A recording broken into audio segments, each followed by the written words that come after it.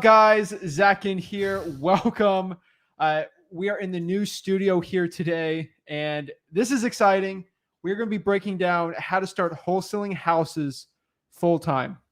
It's going to be an exciting one, guys, and we're really just going to break it down today. We are in the new studio today, and this is where we are going to break it down. So, welcome. Rick Ginn is here today with us every Friday. Guys? You're going to see Rick on here, and we got a new background. Our boy Safe made it for us, emailed Very it good to us, so pretty cool. Very nice. It says freewholesaling.com on there. If you have not joined freewholesaling.com, I don't know what you are not doing, but yeah, welcome. Welcome. So let's talk about wholesaling houses full time. So what is your definition of wholesaling houses full time? It's simply diving into wholesaling and making it your primary income. It's what you do for a living. So kind of the easiest way to explain it is I'll just give you my personal experience, how I did it. So I didn't start till I was 33. So most of you guys are way, way ahead of me. Obviously, Zach started when he was 17, probably 16. And so I had a full-time job. So at the time, at 33, I had obligations. This guy was a lot younger. I had my daughter, I had my wife, and I had a mortgage and all sorts of obligations. So I knew I hated my job. I hated every minute of it. I know a lot of you guys can relate to it. And it took me years to take that plunge. But once I made the commitment and the resolve, I wanted to get into wholesaling full time.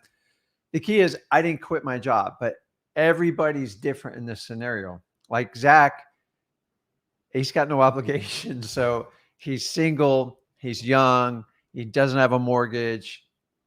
He's flexible, but sometimes we make changes in life. So I made my change, and it just depends on where you are in your setting. So what I did is I came up with a plan. My plan was to, within 1 year, work the wholesaling to where it was making much more than my current job. Now, I was making good money at the time. So I set a year. Fast forward, it took me 6 months to get it. And the biggest shift you have to make is you get hooked on this thing called a paycheck, a salary. Yeah. And usually it's every 2 weeks or bi-monthly. And that stuff's like crack. When you program the work, everybody waits for their paycheck on Friday. And when you don't get it, especially get wholesaling, you get this panic set on you. And I don't want you guys to take that on until you have to. If you're young and you have some time, honestly, in just 90 days, you can be up and running and make it your full-time gig. Well, do you know what a salary is, right? It's the price they give you to not follow your dreams. It's bribery. Yeah, it's the price you have to pay that they give you not to follow your dreams. So that's the biggest problem. So the idea is if you're in a position where you have obligations and you have family and you're trying to make things better, don't just quit your day job. I'm just telling you right now, do not quit your day job. It'll create an incredible amount of stress. Come up with a plan if it's 6 months or 12 months. So my plan was I wanted at least 6 months of my salary set aside. And I figured if I can't make wholesaling work in 6 months, I'm probably pretty bad at it. But good news is I took off like gangbusters in my first 90 days. And in 6 months, I literally walked in my boss's office and begged him to fire me. And the rest is history. Well, I think I don't think you haven't told anyone, but nobody, like, you were barely even working at your job. This is what he told me back in the day. He was even working at his job and they didn't even know.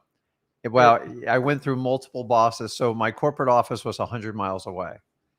And I tried everything for 2 months to get fired because I'm not going to go into legal ramifications, but I had a high management job. And if they fired me, I walked away with a severance package. So I never depended on the severance package. I was ready to just walk away. And I just started making so much money with wholesaling that, guys, if you get this incredible feeling, when you get into wholesaling, you make it work and you have that full-time job, you walk in your job with a whole new attitude. You're just like, because you're not dependent on them anymore. It's like The Office. He likes The Office. I don't think he's watched every single one. Yeah. Like I've binged it like 9 times. He was talking about the movie or the show? The Office, the show. What was the one with the guy? It was Yeah. Office Space. Office Space. He yeah, got yeah, hypnotized, Yeah. and he just completely defied his That boss. was like that one. So I got definitely hypnotized by wholesaling. And I'm telling you, I told my wife, I go, I'm going to get fired this week. And I told her, I go, for 2 months, I have tried to break every company policy to get fired.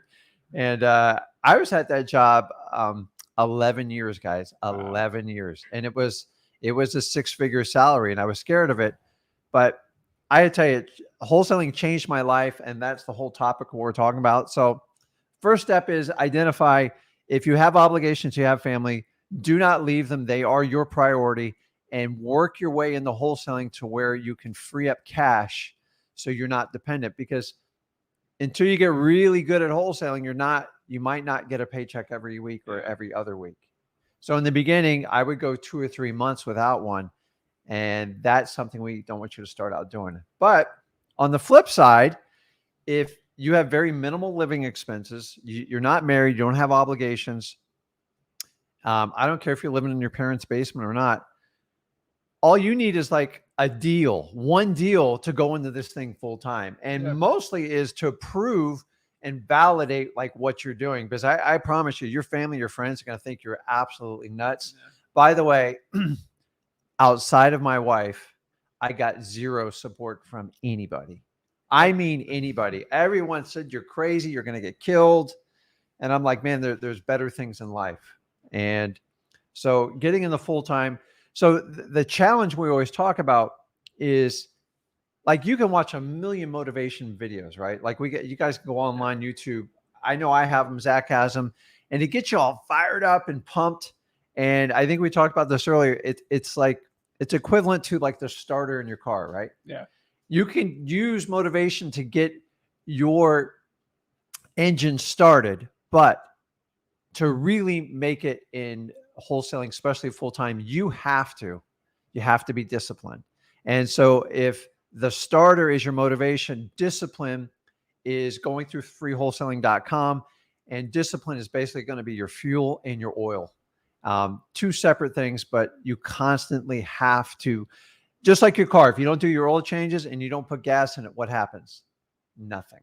And so if you don't have discipline with it, motivation's great, guys, and I love it. We all get excited in a video in a day, but at the end of the day, to make this business full-time, the discipline, the execution is what you got to keep going on it. So, so what were some other things we talked about? Well, we had to do an announcement today. So again, I did tell some people we had an announcement today, which is pretty cool. Number one, we got the new studio. So we got a new studio. We're still in the works of finishing the other parts of it. But the cool part about the new setup we got here, the new announcement, is every Flip with Rick YouTube video and some Zach Ginn videos. Zach Ginn videos will be a little further on. They're going to be edited differently. It's different content on the Zach Ginn YouTube channel than the Flip with Rick one. But for the Flip with Rick YouTube channel, we are officially going to be in 8K. Pretty cool. 8K. I don't know how he does it. YouTube's letting us. I don't know the difference between 2K and 8K. 2K is a video game. 2K. It's a joke. It's a basketball video game. But everything we're going to upload in 8K will be pretty cool. We got an 8K camera. No other guru really has that, so it's pretty cool. So we're gonna. You got to sell. You got to sell a lot of courses to get stuff like that, though, right? Okay. Well, here's the problem. I mean, our views have been just shooting up through the roof because we're helping so many people. And then YouTube basically gave me a choice. They said you can run 0 ads on the channel and you don't get paid, and we'll just run ads on your YouTube. So YouTube will run ads on everyone's channel, even if you don't put ads on it. It's the new policy. Look it up. It's crazy. So I was like, well, I'll just put ads on it, and then they're paying us a lot of money on YouTube ads, and I don't want the dirty money. Yeah. So I was like, what's the most expensive camera we can buy? And I was like, crap, they keep giving us money. So bought 4 huge 4K TVs. Yeah, and the best part is you guys didn't even pay for it, right? Yeah, but the problem is YouTube. If YouTube will change this, let them know if we can change it. But they will, if I turn ads off, they will run ads, and I just won't get paid on it. That's why every big YouTuber on wholesaling didn't run ads, and now they're running them. It's because half of them have it off, and they're still running it. So I'm trying to spend the money as fast as I get it. And look up how expensive an 8K cinema camera is. Holy moly, with the cinema lens. Whoa. So we're going 8K. You know how much money we spent on it. So Pretty exciting, guys. We're gonna be 8K. No Guru's got that. So And beat you, that. yeah, you guys don't even pay for it. So you listen, you pay for it with your time and your trust in us, and we don't take that for granted. So there's 3 billion courses out there. I've always said we have the only free wholesaling course out there. Wholesaling. Okay. There is other free wholesaling courses. I bet there's going to be a ton of them now. Oh, right? they're all working on them right now. I got, trust me, I got You texts guys from are going to people. see free courses everywhere because The problem is they're not free courses. They're going to be 10% no. of a real course. They're going to be 10% of our course. And then on there, like, hey, if you want this version, upgrade. Or they're going to put you in a funnel and try to sell you on something better. Once you're in freewholesaling.com, you're actually not going to be in a funnel. Like there's nothing. So just letting you know, they're going to collect your information and pound you like crazy. So the more you guys subscribe to the channel and help grow our viewership, the more tools, the more information we can share for you. And guys, that's it. You get no ads. It's all organic. And we offer the only free wholesaling course. By the way, there'll be a bunch of people who duplicate us, probably take our course and just try to put their own spin on it. But I'll let you be the judge of who you want to work with. Boom. Let's get it going. So just to keep going on wholesaling houses full time, my number one question I had for wholesaling houses full time is, when do you make that switch? When do you go from, hey, this is a part-time thing. I got kids, I got married, I got family. Actually, first of all, I'm not single. I don't want to get in trouble here. I'm just not married. I don't get in trouble with anyone watching this, but I'm just not married. So the one thing I can tell you with wholesaling houses full time is, when do you make that switch? When do you go from having a full-time job and part-time wholesaling to full-time wholesaling and just quitting that job? When do you make that switch? I think it's a personal choice to everyone. There are some people out there that if you really love your job and you're passionate about doing it and you're using wholesaling for to grow your net worth, then that's fantastic too. What most people get into wholesaling is they're trying to grow their net worth and cover their cash flow. And the biggest challenge is the cash flow. Listen, if you hate your job and you love talking about real estate and wholesaling, then just come up with a plan with it. I said, you could be like me, where I was in my mid-30s. I had obligations. It feels more challenging doing it that way. But I got to tell you, when you press your back up against the wall and you want to make a change in your life and you identify your why. So like my biggest why I want to get out. Well, I hated my job, number one. But number two, I just had no freedom. I had to ask my boss for everything, time off. You guys that are W-2 employees, I mean, you're taxed to the neck. Like there's no write-offs. It makes out to you personally. Understanding, even say you made $100,000 a year at your job. If you made 50 or 60,000 even in wholesaling in your first year, the amount of write-offs you get and the tax savings, if you do it correct, I'm not here to give you tax advice. It's almost the same thing. And let's face it, when you're sitting at work, they say the average productivity of an employee is just under 2 hours, about an hour and a half. So you go work 8 hours, some of you guys 10. It's a joke. And I could go on forever about it. It's when you make the switch, when you just want to make a change. Me making that change is a product of him sitting here. If I sat in that regular job, he would be probably sitting at some boring accountant's desk. Didn't you study accounting a little while? Finance. Finance. Yeah. You know what? I got a finance degree. You know why, guys? You ready for this?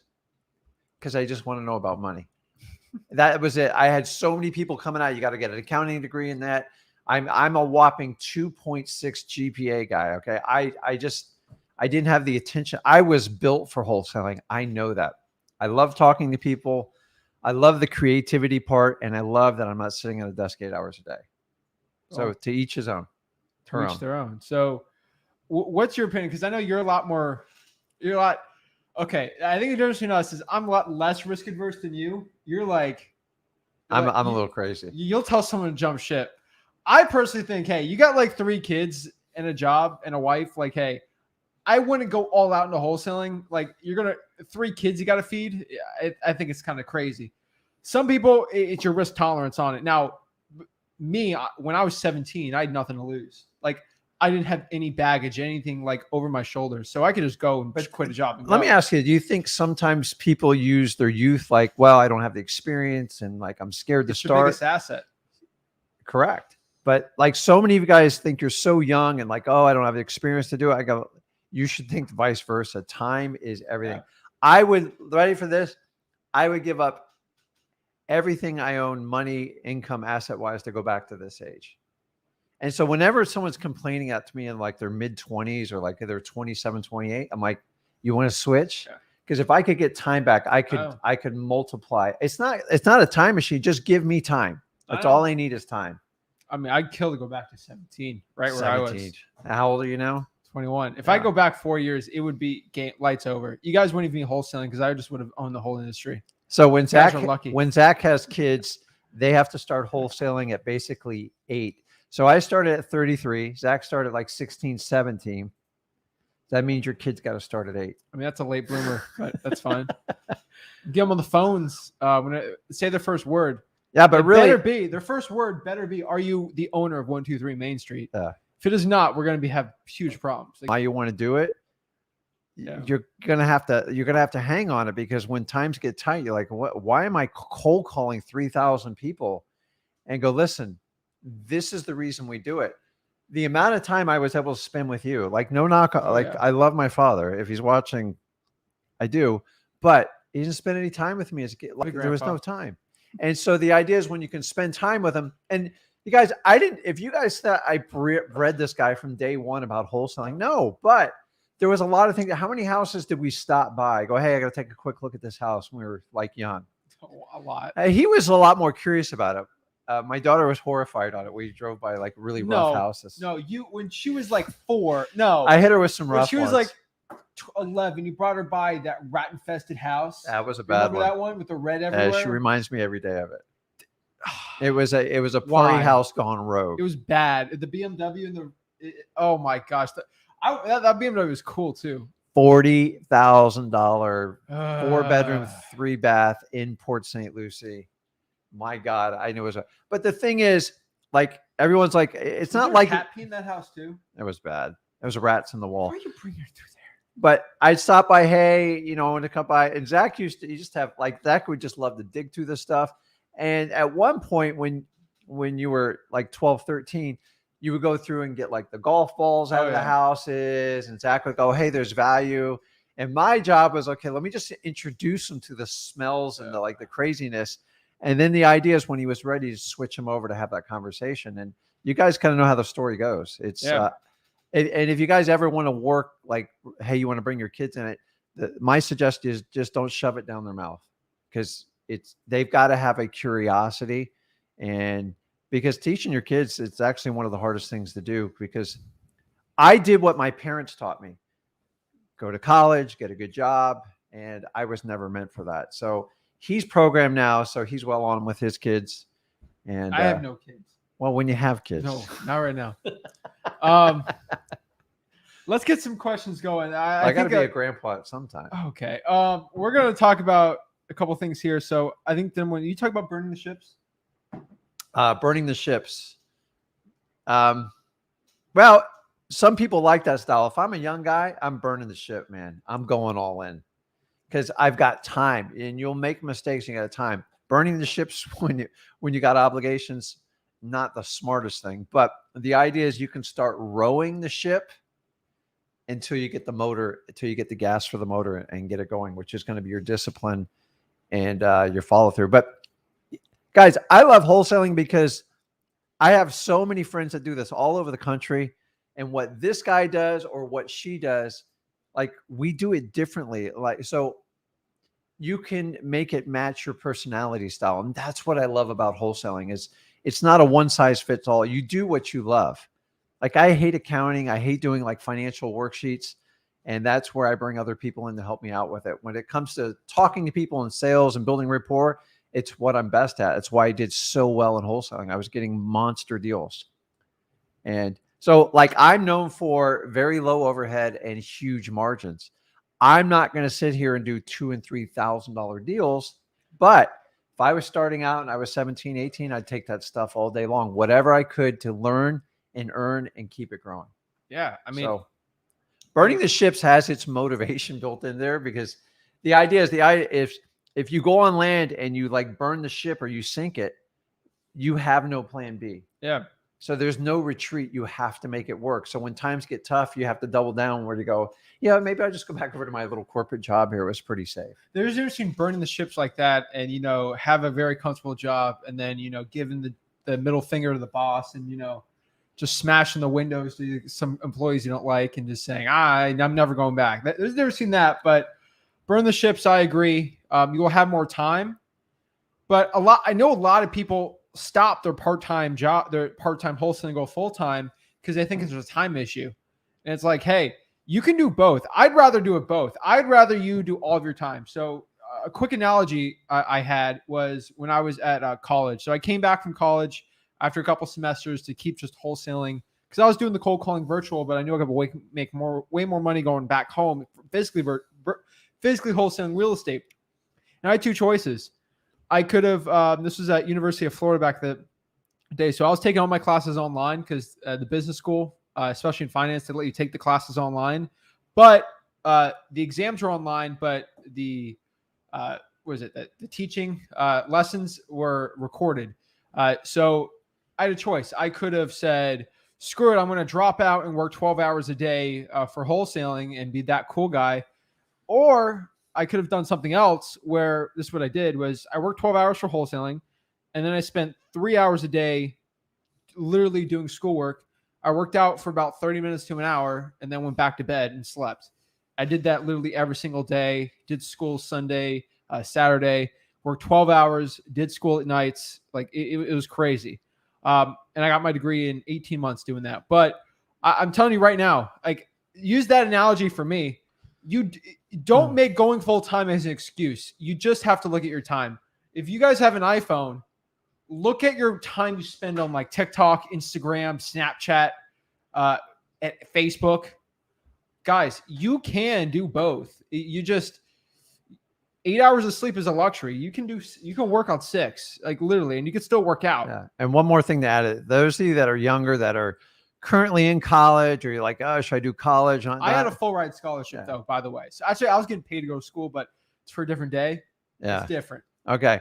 So people ask, should I go to college or not? Listen, college wasn't a good fit for me because I was trying to learn marketing and sales from very antiquated, and that was back in the early 90s. So I know I'm aging myself, but if you have a scholarship, or I'm going to tell you, most of your parents, they're going to tell you to go to college.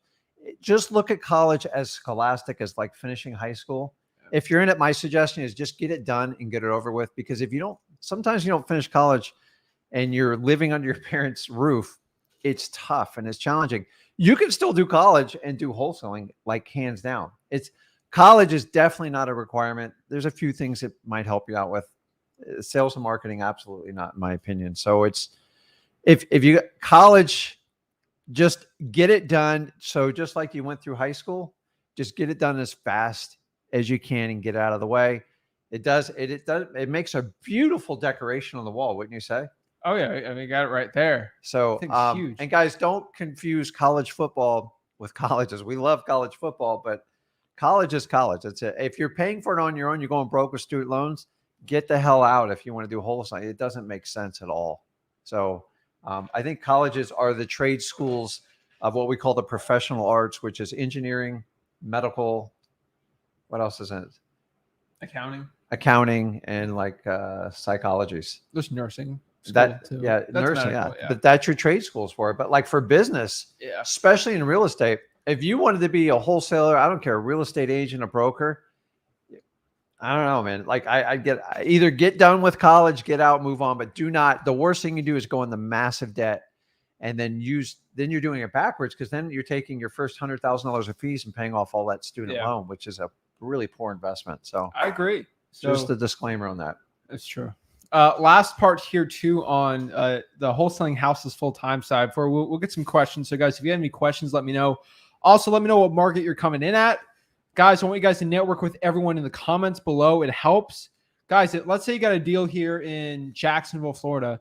Hey, I have a deal in Jacksonville, Florida. Put that in the comments. Someone in Jacksonville is going to see that in the We have, there's no ego in play here. There's tens of thousands of people that literally follow us, subscribe to us.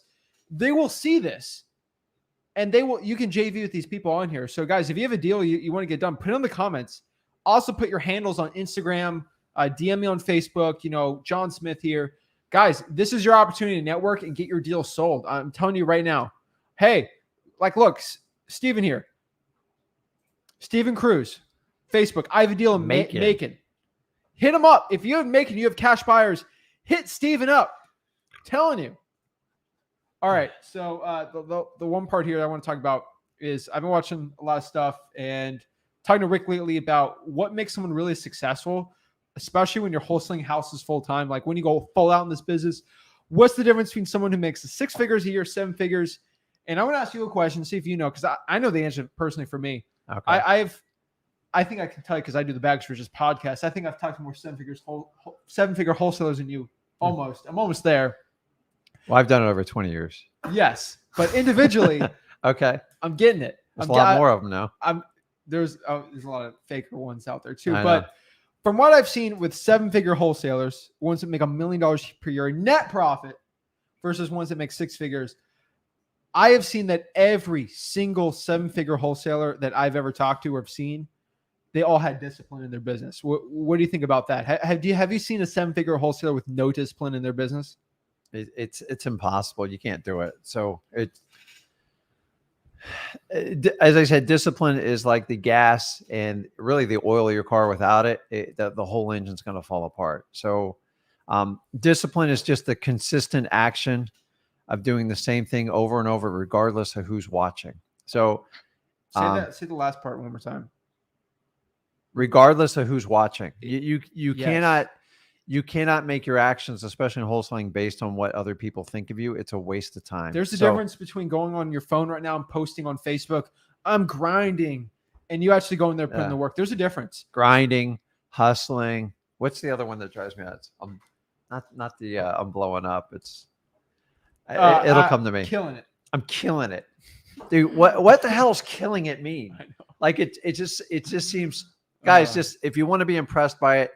And the reality is most people you're going to see on the internet, the reality is they're going to show you these monster checks, 2 million net, but they'll never share with you what they've spent to get it. Now, you guys can go in previous videos. I've talked about it before. I've been doing this for a while. I know exactly what I spend, but to do huge lists like 50, 100,000 people at a time, the data is expensive, plus the employees, the overhead, the offices. Once you start hearing about offices and overhead, unless they own the building, it's impressive, but I like to spend as much of my money towards marketing as humanly possible, and then key employees that help you grow the business. I agree. I mean, discipline is everything in this business. And guys, get disciplined. It's discipline in your whole life too.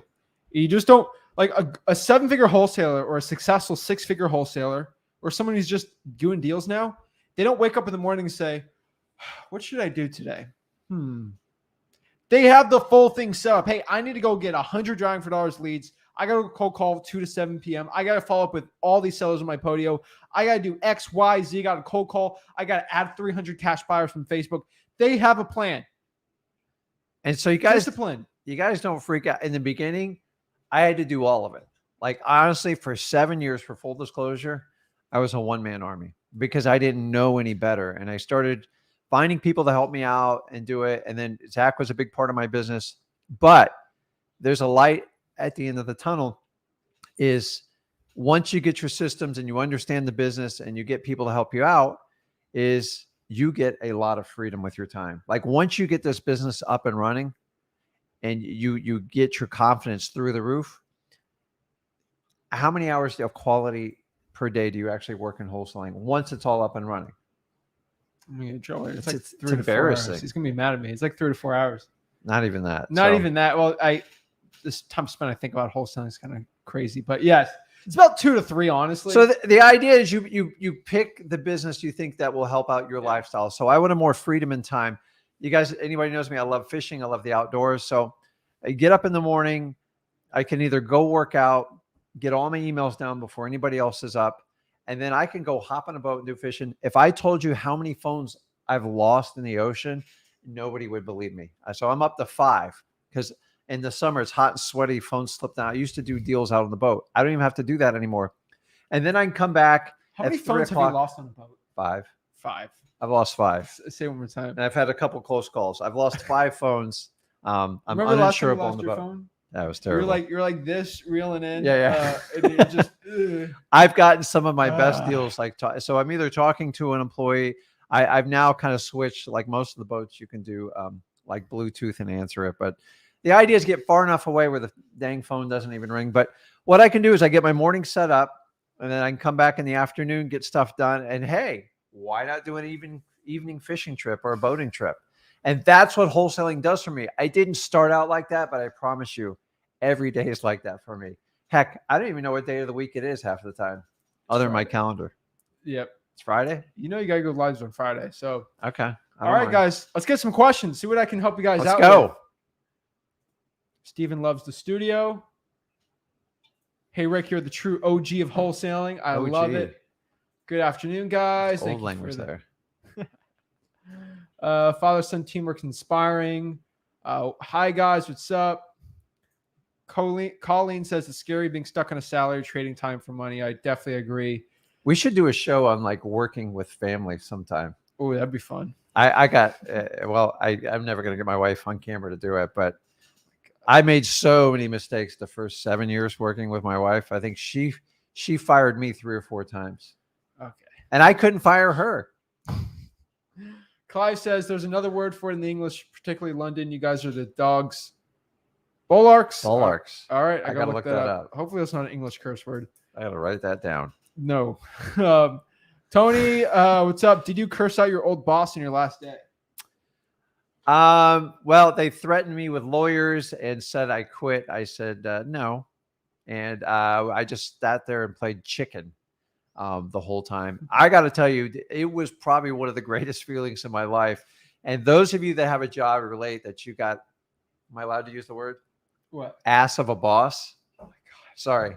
Killing this YouTube thing. They're not going to show us. I know, but I'm telling you, man, when you have a same guy stuffing it down your throat for like 10 years plus, the satisfaction. And the thing is, guys, I did driving for dollars. So I managed the territory. So everybody knows who I work for. I don't want to get sued by them or anything like that, but I would drive from one location to the other, and I learned driving for dollars. And boy, did that pay off big. All right. So let's see here. Josh says 2 hours of cold calling today. Let's get it. Awesome. Keisha says, love the background. It is nice. Jogu Choi says, hey, Zach. Sorry, I'm definitely saying your name wrong.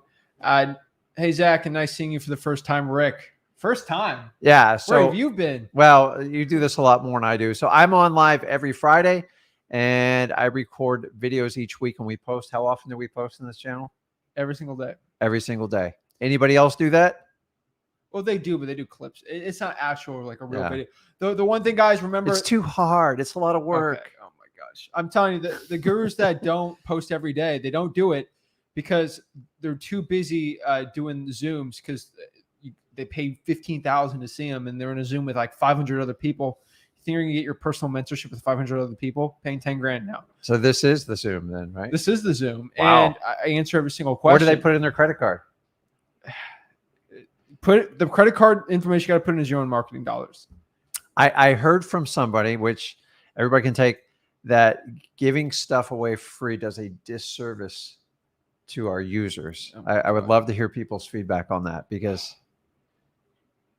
I disagree. It's okay with it. I just disagree. Like, you know my position on it. Disservice. I think I'm servicing you guys quite well. Oh my gosh, Clive, do you know what is the highest compliment? Don't you? I do not know, but if it is, I appreciate it. I'm gonna go look it up later. Is that the B comment? I don't even know if that's a bad word. Well, let me look it up. You don't have to look it up. I'm interested. Oh my god. Okay. Cold calling as I watch you guys. Let's be grateful, like and share. Juan Arrow, always doing it. Thank you so much. I like his little avatar there. Yeah, that's Albert Einstein. Albert. I love it. It's Braz says, do you think wholesaling will become regulated? It just depends on what state you're in. Unfortunately, government feels the need to Realtors. Well, okay, realtors. Government decides that stuff has to be regulated when there's too many complaints or there's too much competition. And plus, we got to deal. Well, I'm not going to use words like this. We have to use with the strong arm of the NAR, which is the National Association of Realtors. If you guys get a moment, why don't you Google up, because they're under investigation by the Department of Justice. Yeah. And there's also a massive lawsuit on the monopoly they have on commission structures, their agreement with Zillow, and they're under massive fire right now. So listen, regulation, you can't control it. I can't control it. So how many states? There's 2 or 3 right now, right? I think it's Kansas, Illinois. No, it's Oklahoma, Illinois. I think Kansas is on there now. Really? I got to find out. I was born there. I know you were born there. But listen, do not spend energy. Just make sure you follow the law. The worst case snenario is if I was in Oklahoma right now, I'd probably get a license. Just get a license. Like, just move on. You can't get around it. You're not going to be able to beat them. And you guys understand, if the government goes after you. What's that? Double close. Yeah. It's not the end of the world. A really good deal. I want you to say this because I don't think no one on YouTube talks about this, because everyone's licensed. So they're like, just drink the Kool-Aid and talk about it. Licensing doesn't mean anything other than you paid a fee. Am I right here that if you are a licensed realtor, NAR, I'm not going to say the word, I don't want to get in trouble, the National Association of, real estate agents, other word. Mafia. Okay. That's what it is. Guys, this is all for entertainment purposes only. We are not lawyers, financial advisors, or legal counsel. Please seek legal counsel for anything before I say this so I don't get in trouble. But okay. Don't you agree, you've seen this before, can't NAR or the council take away your assignment fees if it's just too big or they don't like it? Yeah. So can you give an example really quick? I know you've said the story before, but I think people need to understand this. I had somebody I know quite well within the country, I'm not getting about specific states, made a huge assignment fee, a 6-figure assignment fee. And somebody complained after the transaction. And what happens when you're part of NAR, you agree that if there's a complaint, you have to answer in front of a board. So there's a whole board there, and you meet with you, and they make a determination on ethics. It's not on law. Law is a big part of it, but ethics. And they found him guilty. It was a guy, of course. And not only did he have to get back the $100,000, he got a fine on top of it because they felt he wasn't acting in the financial best interest of their client, and felt that he took advantage. And I didn't, because I know the deal, and he was just stuck. So not only did he lose the $100,000, he paid like a $15,000 penalty fee, and he got. Well, by the way, they're all under the agents are under a brokerage, and then the broker, if they wind up getting sued, they can file an insurance claim, and it gets like really ugly. So what I'm saying is, when you become licensed, you are now regulated, and you have a new mom and dad. And if they don't like what you're doing, even if listen, guys, if it's legal, that's one thing. But then they bring in like their own code of ethics. And remember, they write the books of code of ethics. You just sign it, yes or no. You join it, you can't alter it. And that's the risk of doing it. So the idea is it's supposed to protect the homeowner, but the reality is, guys, if you get an upset realtor or something like that, and you're in one of these states, like, you could fall under these same type of deals. So some of you get it to go, hey, I'm just going to do it to get out ahead of the curve. My opinion is, do not do it unless you have to. You are under the scrutiny of a board. And not only is that, do you know how much it costs to sign up for a realtor and all these fees for access to MLS? So we do 4 different markets, and I think we're in excess of like $10,000 is what we pay in fees. It's absolutely insane. So if you're just doing it for wholesaling, it wouldn't make sense. In the old days, the reason we did it is that's how we got comps. Today, absolutely not. You go to listrei.com, get all the comps you want. I mean, it's all at your fingertips. We used to have to beg realtors for everything, and you actually had to work with them. There's some very good realtors out there. I'm not knocking realtors, but for the most part, is the regulation thing can really blow up on you. So I wouldn't do it unless you had to. I agree 100% there. So next question here is right with you, Rick.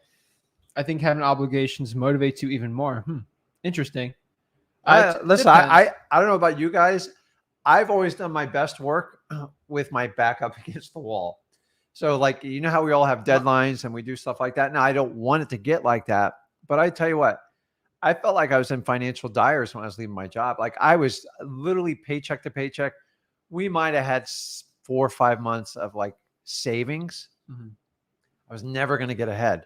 And to get ahead, I had to keep doing more and more for my boss. It was like 70, 80 hours a week. I'd have to go like drink with him out on parties. And if I didn't, I was like socially like unacceptable. And it just, you guys know what I'm talking about. I hated it. So when I was pressed against the wall, and so I got a commission and a base salary check, I go, man, if I could just replace that and do that. And then I said, I did it within 90 days, but within 6 months, I made the leap. And then my plan was 12 months. So guys, let me tell you what, man, you have no idea what you can get done in life. The only limit you put on yourself is yourself. Yep.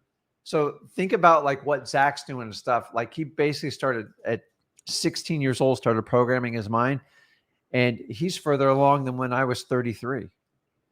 And so like, and it doesn't matter. You can start this at 70. The beauty of this is, God forbid I became disabled or I got stuck in a wheelchair, and I don't wish that on anybody. I could still do wholesaling, guys, because you're really just kind of using your mind. And most good wholesalers, they never retire from the business because it's like a big monopoly game. Like the idea is collect as many houses, you can't flip them. Let's keep this one. And it's fun. And I look at the prices from when I started buying and where I am now, and it's just like, it's just a game. Like the houses I bought for $20,000, they're worth $400,000 now. Yeah. And it's just so fun to go back and look at the whole thing. So boom. All right. So next question for you here is, I'm 17 and a bird dog, need help on finding people to call like a list. So what's the best list recommendation? Driving for dollars, right? Hands down. Driving for dollars. Guys, I want you to understand this. I know driving for dollars is very rudimentary. I got started in driving for dollars. I also work with realtors. But Chris, let me know what market you're in. That helps a lot too. Yeah. Understand that if you pay to get a deal, say you got a list, you cold call, I don't care, you direct mail, whatever. By the time you go out to the house and you meet with the customers and the sellers, and remember, this is in your own backyard, and you go, my God, I've driven by this house like 8 times. Like the roof's falling off. And guys, the clues are there in driving. Would you agree almost every house we see, for the most part, probably 80%, would you say, when you walk up to it and you go, okay, I know what's going to go on with this house. Because if you have the right lists and you identify them. So if I need sweat equity, and especially I got time in a car, I'm going to go out and do driving for dollars. You will hit one with driving for dollars. Is it fun? Not really. But I get car sick when I do driving for dollars. I get but in the old days, because we actually had to take a pen and we had to write down an address. Yeah. I know that's like overwhelming, but it's, I love it, man. Listen, driving for dollars, it doesn't have, you can still do cold calling and everything like that. But I can tell you how many times I connected with sellers driving for dollars. I go, hey, what's going on with this house?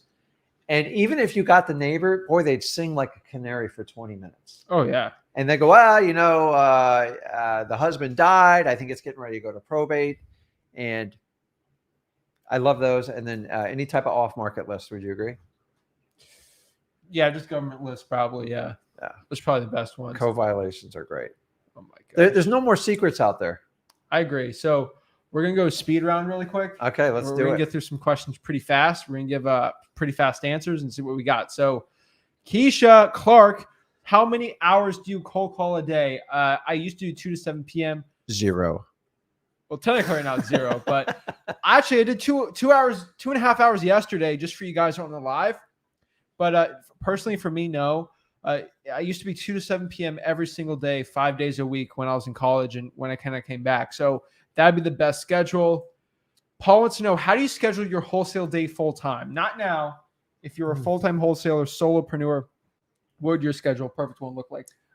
So it's real simple. So I did a video on this. Yeah. But I'll give you the short-term answer. I would block 2 hours in the morning, preferably a time before 9 a.m. So from like 6 to 8 a.m., get your emails. And then the night before, you have to set your schedule. You do not set it that morning.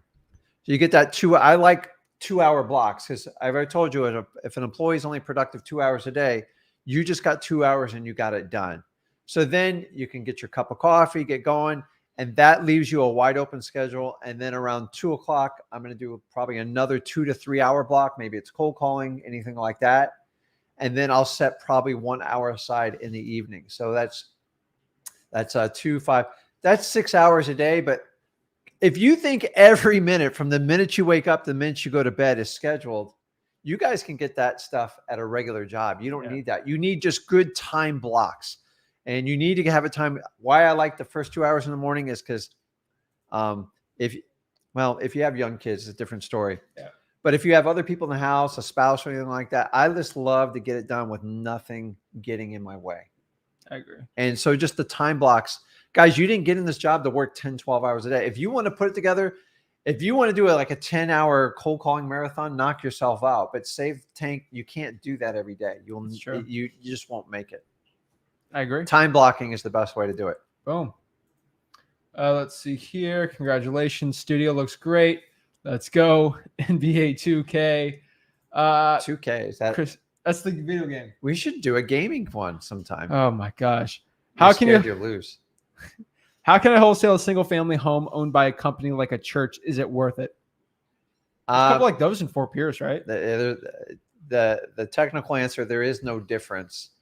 I've worked with churches before. By the way, unfortunately, churches they will fall in a lot of your lists depending on how you search for them, because I take them out.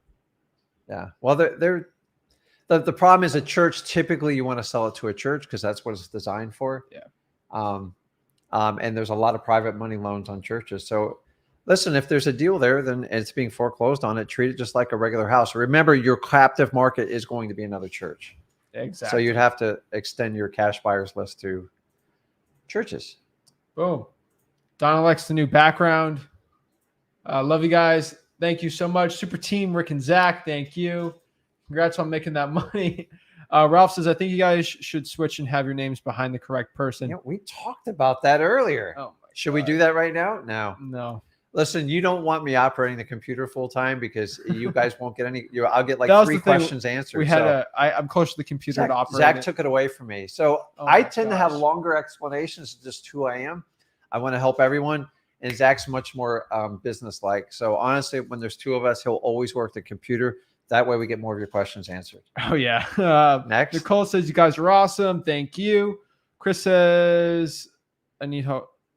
I'm 17 and need help finding sellers to cold call. What tools do you get to get a list of cold call? Try for dollars, get government list, water shutoffs, code violations, probates, tax liens. Guys, if you go to freewholesaling.com, freewholesaling.com, literally it's all in there for free. And by the way, I think most of the questions we ask on our live streams all be answered in freewholesaling.com. It's all in there. Guys, just assume you spent $5,000 on the course and do the buy-in and go take your wife or your spouse out to a nice vacation or anything like that. It's just, what's the difference if you pay someone $7,000 for a course or you get it for free? I'm told you don't have the buy-in. Your buy-in's whatever you feel is necessary with it. So I think your time is like your biggest investment. But I guess if you want to send me $5,000 for the buy-in, knock yourself out. I'm sure we can send you a link to it. Oh yeah. So, let's see here. I'm trying to find this. All right. What's up, guys? How's it going? What's up, Ralph? Let's see. Not as good as yours at all. I don't know what that was. Context on that one. AK stepping up big leagues. I appreciate it. It's my situation. I like the background. Thank you. The taxes are ridiculous. This Atlanta market is tough.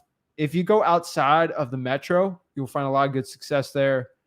I'm the first in my family and trying to break the cycle. That's amazing. Love hearing that.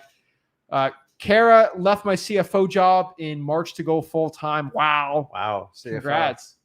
Now you're the CFO, the CEO, the COO, like the what other? janitor, Yeah, everything. everything. The marketing master. Tiffany says you're both made for wholesaling. Thank you. I appreciate it. Colleen says, we did the math and my husband works 4 months out of the year just to pay taxes. Makes no sense. It's crazy. So that's one of the other beauties when really you get any type of, I don't even call it self-employment, but once you understand how the rules of the games are played, is you can make investments, you can have legal write-offs. The problem is a straight up W-2 employee. What percentage we know comes right off the top? And I'm what, 20, depending on your tax bracket, anywhere from 20 to 24%, like right off the bat. Yeah, you got FICA taxes, but that's like 7.65. So yeah, but I mean, and then you guys, like everyone talks about, oh my God, I tell you, anybody gets if you're talking about getting a refund from the government, you really got to take a look at like what you're doing. It's your dang money and they held it and they paid you no interest on it. I like to write a big fat check either quarterly or yearly because I know I'm maximizing my family's finances. So exactly. Keisha just requested to join the mastermind group. Congrats. Welcome. Again, the free mastermind below is Wholesaling Houses for Real, one of the fastest growing Facebook groups in the country. It's the largest wholesaling mastermind in the country. And I'm proud to say that. How did you start wholesaling? I'm guessing at 17. Bandit signs. Keep going fast here. I'm the Akron market, low population, low spread. Should I go virtual in Columbus? Clean up in Akron. I'm telling you, you learn the business and go in and out, do a lot of deals fast, and try to find some higher price point markets. Question for you is, in your opinion, should you get an LLC before your first deal? Well, it just depends on when you're starting out. So guys, getting an LLC it's $125 to do it. Oh, if you're in California, it's like $700-800. I know it's crazy. Nevada's, I think it's $300 or $500 to set it up. So most states on average is around $100, $150. That's what it costs to do it. And it's good for 12 months. As long as your contract's assignable, you can go out. So like me, Rick Ginn, I can write a contract as long as there's an assignment clause in there, just saying I have the right to assign the contract. You can go get your LLC after the fact. It's not that. So listen, we're all trying to like save money. I wouldn't open the LLC until you have something under contract. Now, like Florida has a backlog. It takes almost like 30 days to get one right now. Gosh. So like everything else with going on in the world right now, some things take a little bit more time. So if you have the money to go ahead and set it up and you're going to do the business full time, if you made that commitment, I would absolutely do it. And by the way, you can do the LLC yourself. You don't need you don't need a lawyer to do it, right? No, when I started my first LLC, no, it was a S corp when I started out. But I did all myself. As you grow your business, then you can consult with a lawyer. Most lawyers, in my opinion, are going to recommend that you have your own LLC to do any type of real estate transactions other than your own home. Boom. All right. We're going to get some more quick questions here. Son asked if he can cold call. He's 11. I love it. That's so sweet. Teaching my 7-year-old. See, they're already. Woo! I mean, we need to have like a wholesaling boot camp for like 12 and under. That'd be a we fun teach one. them how to wholesale like their Lego toys. Yeah, that'd be great. Oh my gosh. Trucker Curtis, if you had $5K to spend to get started, how would you spend that $5,000? I personally would spend it on gas money for drawing for dollars, or get a VA to cold call government lists, including probates. What do you think? Here's what I do. Pretend you spent that $5K on a course and figure out what you're going to do from that point forward. A lot of you think if I had 10 grand sitting aside, if I had 25 grand sitting aside, if I had 5 grand, honestly, you should think about it the other way. I've always told you my back pressed against the wall is I don't want to fail. You get it going. Guys, you can get a deal for free. I'm just telling you, can you buy into it? But most of the time you don't have the experience to put the tools in place. So start out at freewholesaling.com, go through the whole thing. Just assume you spent $5K, but I tell you what, I'll give you the discount fee of $4K, and then you spend $1,000 on marketing and use that course. Here's how I did marketing when I didn't have the money to do it. I wanted to make sure my money counted to the highest and best use leads. And I would meticulously go through that list, and I would like anything that had like a outside the United States mailing, I just got rid of. Yeah. With the idea of the mail was like going to make it there, just like that. But some people go out and they spend the $5K and they don't know what they're doing and they lose it. And they're like, okay, what? And then they get really smart because guess what? You have to be resourceful. How do they say it? You have to use your own resourcefulness. You can't buy the resources. Yeah. And so many people do the other way. So basically, pretend you gave me $3K, take $1K, set it aside for your family, and take the other K and spend it on marketing. Go through the freewholesaling.com and you find out which you think is the best way to do it. Perfect. Boom. Heidi says, I'm getting ready to wholesale in Knoxville, but since the population is less than 200K, should I look into other markets as well? Port St. Lucie is 180,000 people, and we're at seven figures on that. So yeah, 200,000 is dynamite. You know, people in Knoxville killing it, right? Yeah. So I use that word. Sorry. And I like Knoxville. It's got a lot of multifamily, a lot of multifamily. So there's a lot of opportunity there. But 200,000 is a gift. We have towns of like 10 and 20,000. You want to talk about difficult getting leads? Yeah. So you're in good shape on that one. Boom, boom, boom. Do it, Heidi. You got it. Let's get some questions going. A lot of people saying what markets they're in. I love it. I'm telling you, 6 figures is still good. Like some people don't want to make 7 figures. They don't want to do the effort. They don't want to. It's not that. They just don't want the hassle, the scaling and stuff. Hey, don't do it. Like what? I mean, people always ask, like, what's your number? Like listen, most people who do wholesaling, the truth is, most people that do it are single operators or there's a couple people. Yeah. So we do our whole company with 4 people. You know why? Because I had as many as 15. It's a nightmare, guys. I can go get a regular job anytime I want and manage like 20, 30 employees. I used to have 55 employees. But at the end of the day, I was on call 24/7.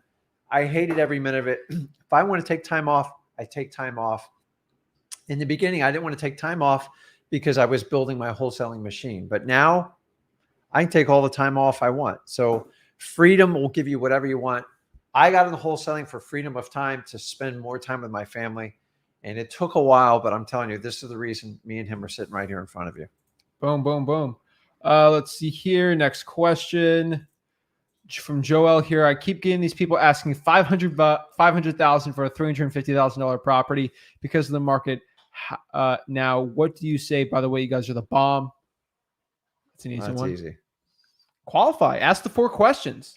Yeah. So listen, the first rule of thumb is if you have the right list, you should have the right people. Now, understanding not everybody. So everybody on that list is the correct term. So you guys use it is a prospect. That's not a lead. So if I got 10,000 people on a list, understanding probably less than 3% are even going to want to talk to me.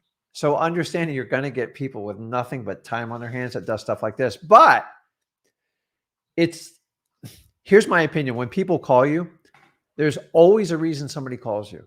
Don't ever underestimate it. Listen, how many people are you willing to call and tell? I go, hey, listen, Zach, I got your postcard.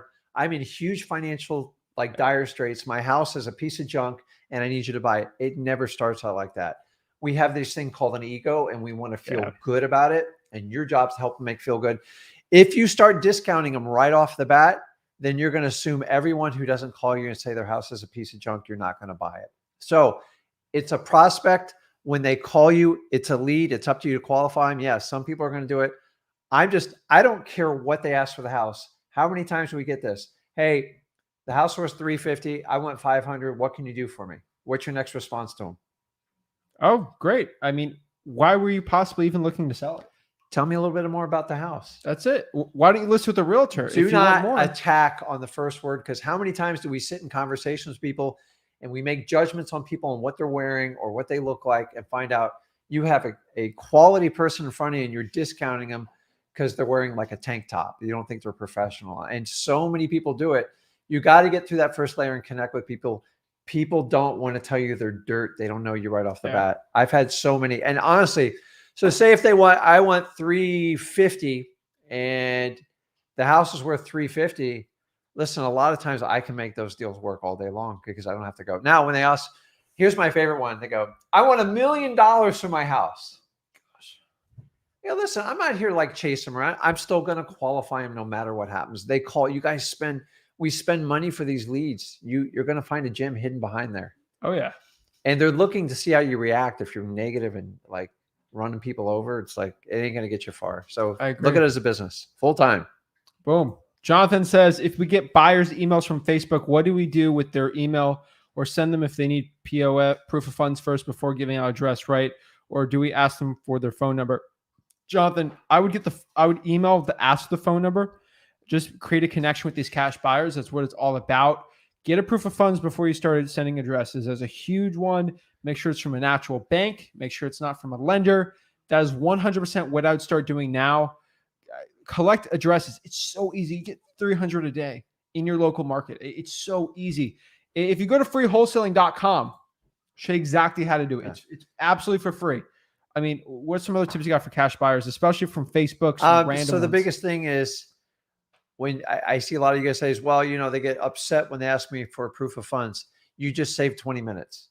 You just saved 30 minutes. I'm telling you, ask 10 people for a proof of funds. If 1 or 2 come up with it, it's absolutely amazing. And I've learned, it took me years to understand this. Like, serious buyers do not play.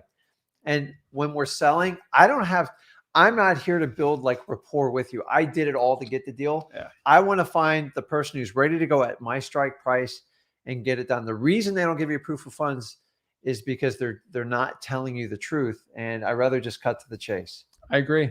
Let's see here. We're just going to choose a couple quick questions because we got to get off soon. There's like so many questions here. Let me find what.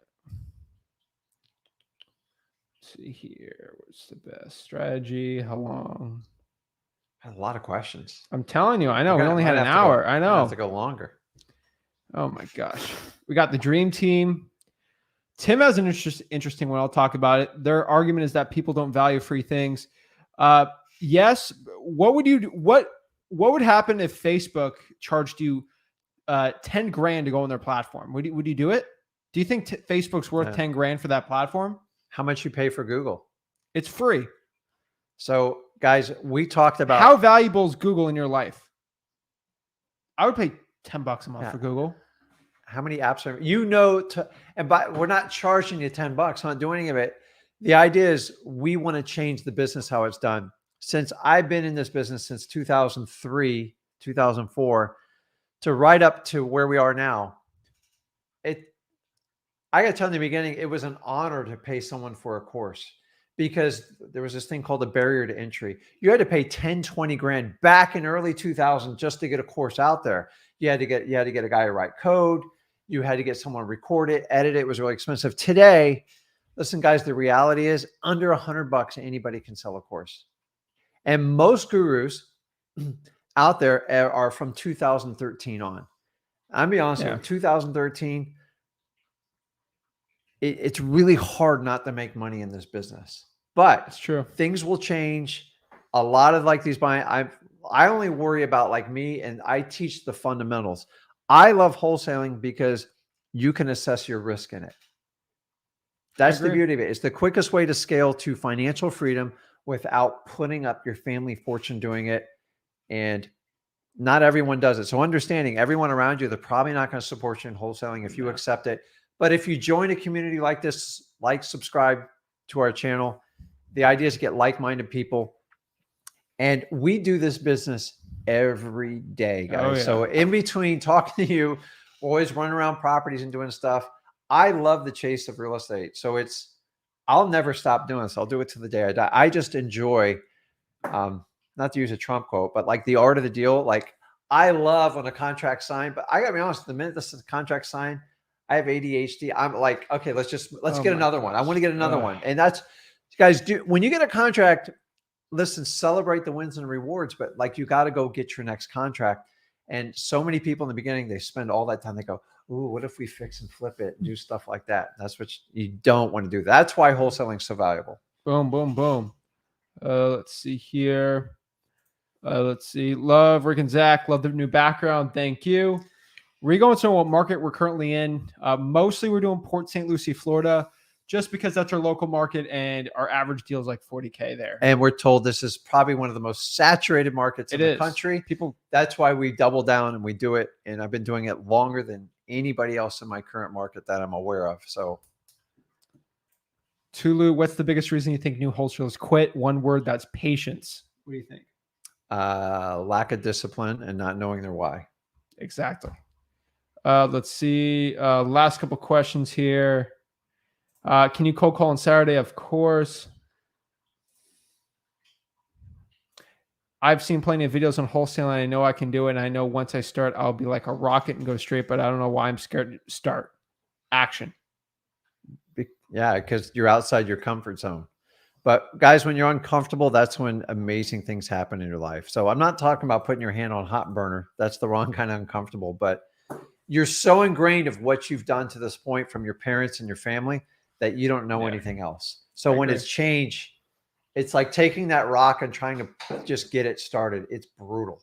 But man, when it gets going, you better get out of the way. Boom, boom, boom. Hey, I'm 15. And what do I do to get started? Drive for dollars. Go to freewholesaling.com. It'll help you out the most here. Is wholesaling land easier than homes, even if it's on the MLS? If I'm MLS, I think no. What do you think? Nothing on MLS, guys. You're literally you're going to waste so much time on it. MLS is for that special group. Boom, boom, boom. That organization. Emilio says, watching this live as I'm on my way to a seller appointment. Let's get it. Oh, woo! Man. Boy, that'd be great if we could put them on while we did it. That'd be great. Yeah, the seller would absolutely love that. I'm one of these crazy guys that actually enjoys going on appointments and talking to homeowners because it never gets old. It's because I've heard it all and I love it. And I know I can always help people out. So if you guys love helping people out, wholesaling is the right place to be. Exactly. Angelica asks, I pay for PropStream and MLS. Do you recommend I let go of my MLS? So PropStream is vital for wholesaling because it's a data post lists. Yeah, it can do everything for you. So the cost of your leads are free. MLS is a personal question. If you want to do like the realtor thing and you think it's helping you out, knock yourself out. No longer you're required to use MLS just to pull comps. Well, I paid for MLS access for years, for 15 years, before I came across PropStream using listaria.com. And I don't have to rely on realtors to pull the comps. It's extremely accurate. I mean, so if you don't want to do MLS, don't do it. It's going to probably save you a fortune. I don't know what market you're in, but if you're not using the MLS, get rid of it. And then take whatever money you were spending for MLS for that year and find a marketing channel that you really want to apply it to. That's what I would do. Exactly. What's the most affluent areas you've wholesaled?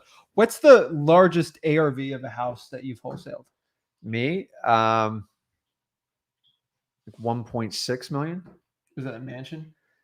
As a mansion on the water. Yeah, he wholesaled a mansion on the water. We got to do a video on that.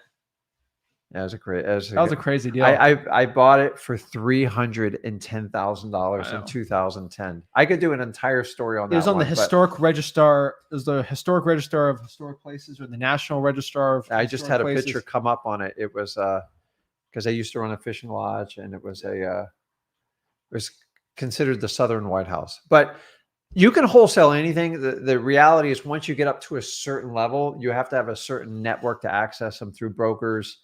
You have to have big cash readily available. So most of the houses on wholesaling are usually going to be 500,000 and below. Exactly. Let's see here. Does virtual wholesale require cold calling? No, you can do direct mail. You can SMS blast. There's so many different things you can do. Don't change the sign. Shows the realness of you guys. Okay. How do you determine your assignment fee? And can you both of you guys do a live cold call one day? I cold called yesterday for 2.5 hours. I hope you were there. And I don't cold call. I already told you it's not like 2.5 hours. he's the cold call expert. He brought it to our business, and he spent all day yesterday. I can attest to it, man. It was 2.5 hours. So go ahead and check that part of it. As far as the assignment fee, it's up to you to set it. And a lot of times the market will tell you if you're right or wrong. If your assignment fee's too high or you're asking too much, you'll know really quickly from your cash buyers. So most people like to start out like at a $10,000 fee, but I said when you're starting out, listen, you can't get killed taking a profit, right? And if you've minimized your risk, the idea is learn from it and grow. So remember, $2,000 or $3,000 is like realtor transaction money. You got to get out of that as soon as possible and get to the 10K plus figure. Exactly. Last couple questions here. Well, first of all, from Rigo, I'm gonna say this really quick. Is it more difficult to wholesale in the current climate? It is easier because of cash buyers. I've never seen so many people coming out of the woodwork. There's more people making money now than before. Yeah. And overall, like the amount of wholesalers making money collectively is more now than it was in the past. Yeah. So you have to spend more time on your marketing plans and spend more time working on your appointments, because when you get a deal, you're usually making a lot of money with it. All right. Steve says, love the show, guys. I appreciate it. Steve in Boston, have a great weekend. Have a great weekend. Boston. They say Boston's strong, right? Oh my gosh. Enjoy your weekend. Let's see. I'm signing my first virtual wholesale deal today in Nashville. Oops. I gotta get that fixed. What should I do next after I have the contract signed? Freewholesaling.com. Literally have it in a module. What to do after you get a contract signed. Every single question I get, I think 90% of them get answered if you just go to freewholesaling.com. But to answer that, I'll tell you, right when you get a contract signed, what you need to do is bring that contract to the title company with your earnest money. At least do $100, helps you protect you. That's what I would say. What about you? What do you think? I'm signing my first. I'm sorry. That's the first step, right? Right after you get the deal today in Nashville. What should I do? Deal signed. I would just make sure you have some sort of EMD, and I say next step. Yeah, you reach out to your title company, and then I'm going straight into my disposition strategy.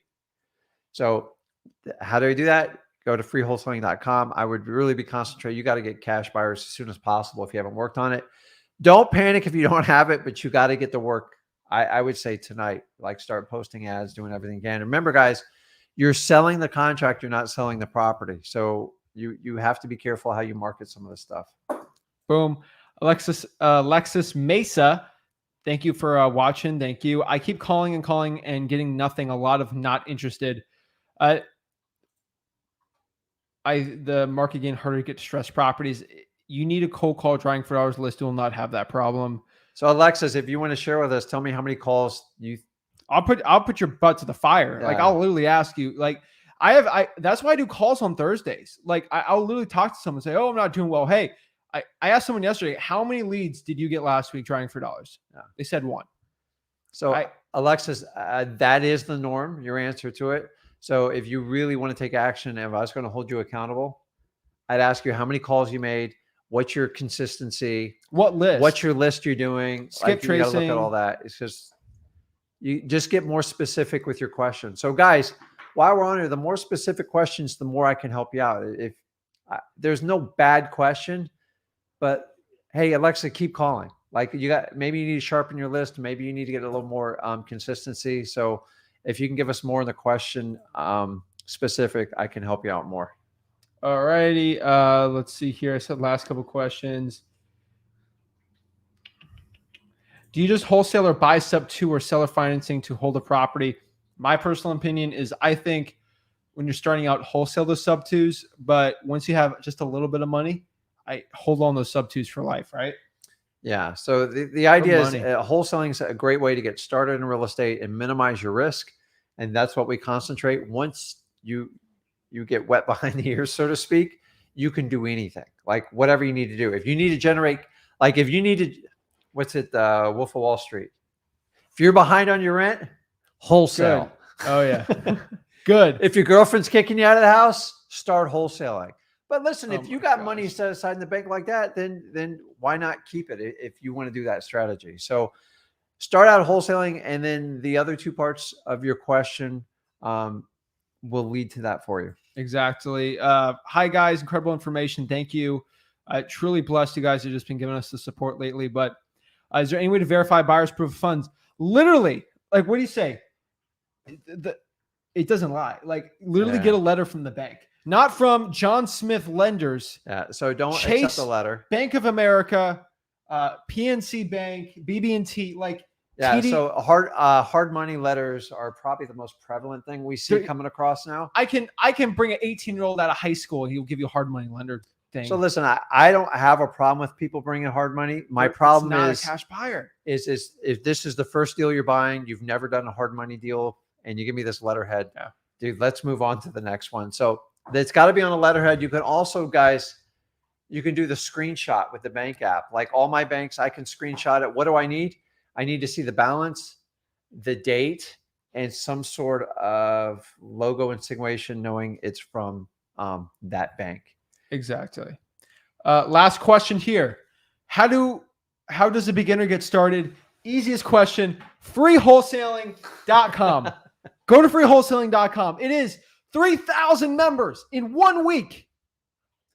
It is the best-selling course, I know, at least this month. Overall, probably take us another month to get there. The #1 course by people going through it for wholesaling real estate, I think, on a week-by-week basis. Why would we do such a crazy thing, Zach? Because I'm sick of these gurus. Sick of them. Put them out of business. I'm sorry. So what would you define a guru as? What's a guru? It's someone that tries to, That's a good one. Tries to take your money. That's so listen, we're specifically talking about people that are selling courses that have been doing it probably from 2013 on, but there's a lot of people who just did a wholesale deal. There's people that have been wholesaling since 2000 that are gurus. But what happens is they start flipping students and they stop flipping properties. A definition of a guru, my personal opinion, is people that are trying to take your money and they knowingly know you will probably make more money literally spending on marketing and getting free information than not doing it. They're doing it a service to you in the industry. So what kind of service? If I charge you $5,000 and then you go, well, Rick, I just gave you my last $5,000. I don't have any money to market. Dude, how far are you backed up on the wall when that one happens? If the cost of the course needs a full-time sales staff to do an appointment with you, get to know you, and try to close you over the phone, you're paying too much for a course. And don't you think that technique's been done to death? Like, why do you think, like, these people selling the courses, like, let's say you got Guru here, but you got the sales guy who gives you the appointment and calls you. They're making 6 figures a year selling courses to you on a commission for the Guru. Yeah. And this is how much money they're making. It's insane. They're getting a big cut of it because they got to talk you into it. And like, guys, when I started out, the big trick to the play was everything was called the boot camp. Then in the last 15 years, it switched to mastermind. Masterminds used to be natural, organic, how people network together. Then, so after the boot camps came the webinar. Let's get on a free webinar. And they spent an hour pitching the product. They always kept it till the end. And it's like, it was neat. And then everybody did it to death. And what happens is the same people keep selling this information. They take a course on how to sell the course. And someone's taught in the last 7 years. And it's kind of brilliant. I'll give it to you guys. Let's make them call in. Let's not tell them the price. No. This is it, right? Ask me how much my course costs. How much is your course, Zach? It's a secret. It's a secret. It's a secret. If you call this number, we'll see if you qualify. And this is what they do. They treat you like a motivated seller. They get you emotionally riled up so you're not making logical decisions. And they say, they get your credit card out, $8,000. Need it now. Or 7 monthly payments of $1,000, but you got $1,000. If you have to finance a course, come on. Guys, the thing is the phone call thing, everybody knows it's coming when I got a call in. How do you qualify? Guess what? If you got a credit card, you qualify. Are they really, if you're taking thousands of students, and I'm talking about people that are doing it the wrong way, do you really think you qualify for the program? It's a sales stat. And that's where my problem comes in. If they leave wholesaling full time, they're not very passionate about it because I've been doing it 19 years and I love it. Like, why would you leave this? And then you go to flipping students And then it just becomes, They're not flipping houses, they're flipping students. it's just revenue, baby. It's revenue. And then you start bringing all these partners and stuff like this. And listen, not everybody out there selling courses is bad, but like you guys, you gotta, nobody asks questions. And the funny thing is, the higher the course price is, the more you let your guard down. It's proven. If I charge you $10,000 for a course, I go, oh, he must be legit. So okay, enough of that. You get me going on it. Guys, wholesaling houses for real. I appreciate it. Comment below. Go to freewholesaling.com this weekend. Thank you guys so much. We are at 8K now. Don't forget to subscribe. Share it with your friends. Guys, you can do wholesaling full-time. You just got to have a plan for it. So decide where you are in it. If you're the breadwinner for your family, you got to take care of them. Just come up with a plan. It doesn't mean, oh, I can't do this, because I came up with a plan and got it done. And I had zero support when I did it. And for the record, I heard probably the worst mentor ever when I started in this business. And I got through it. Like, I got bad advice. I did find other people to help me out, but I figured a lot of this stuff out just by my grit and discipline in doing the business. And with the support of this channel, everything you got, and now that there's no barrier to entry. And guys, listen, be careful if you see a bunch of free courses coming out. Oh, I've gotten texts. They are from going 5 to be YouTubers everywhere. asking me about how did you make the free course? What platform are you using? What kind of software are you using? Like, how are you sending it out? How are you sending? Because they found out I send an email. So if you sign up for the course, you get an email of all the login information for you to sign up. Like, it's very detailed. Like, it's programmed perfectly. I spent a fortune creating that free course for you guys. They're like, how did you make programming for it? Like, they're just trying to copy it. Because they're like, you know what? I know Zach does it, and then he just lets it go like for free. How can I harvest all of their information so I can sell them on a $10,000 course? That's what they're doing. Yeah. So we're not going to 5 texts. We're not going to share what our plan is. All over 10,000 subscribers. These people are like, hey, what's your guys' end game? Like, the same Avengers end game. Stick around. That's it. I've been doing this 19 years, and with the help of Zach, we think we can completely change this business to where there's no more barriers to entry. There's no like, I got to go to this guru to get the stuff. Why not just make the stuff free? Let's help everybody get started, and let's grow this thing out. Boom. That's it, guys. Thank you so much. Just a blessing for you guys helping us out. I think a year ago we were at, let me show a video on my phone of what the channel looked like a year ago. Like, quality wise, I think it's kind of crazy. And kind of what we've grown just to try to help you guys learn wholesaling more. Let me pop up a year ago. So a year ago was, so today's the 13th. So we got a video from the 13th. Got to keep going down here. Jeez, there's a lot of videos. Video day. All right. 13th we did. Here, I'll do this one. This was a fun one. I was behind a wall. All right. Yeah. I was behind a wall just talking with AirPods, and the thing was like crazy. That was a fun one. I was doing the same thing for a year, but things have just changed. We got a new studio.